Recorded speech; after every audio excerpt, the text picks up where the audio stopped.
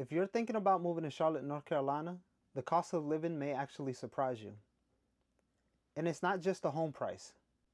Most people only focus on the mortgage payment, but there are several other costs that catch people off guard if they're not prepared. So in this video, I'm going to break down the real cost of living in Charlotte so you can understand what to prepare for before making the move. We'll start off with the biggest expense, which is housing. Right now, home prices in Charlotte can vary depending on the neighborhood, but generally speaking, you're going to find homes in the mid 300,000s up to the 500,000s, depending on location and the size. Of course, there are both options, below or above that range, but that tends to be the common range for buyers entering the market here. The next thing people need to factor in are property taxes and home insurance. One thing that surprises a lot of people when moving here from other states is that in North Carolina, taxes are generally lower than states like New York, New Jersey, and California. However, it's still an important part of your housing monthly costs, so it's something that you want to take into account when you're budgeting. Home insurance is also something that varies depending on the property, but it tends to be fairly reasonable compared to many coastal states.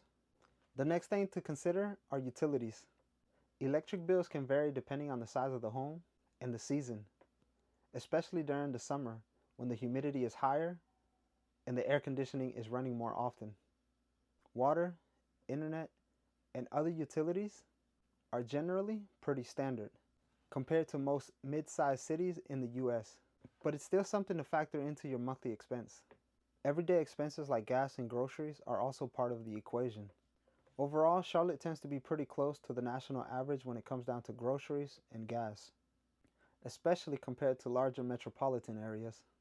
One thing that I noticed with a lot of buyers that are relocating here is that commuting can sometimes be a surprise. Depending on where you live and where you work, driving into the city from some of the surrounding suburbs can add both time and additional fuel costs.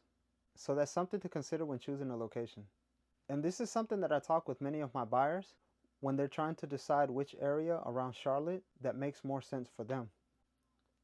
If you're thinking about making the move to Charlotte or buying a home in the area, feel free to reach out to me.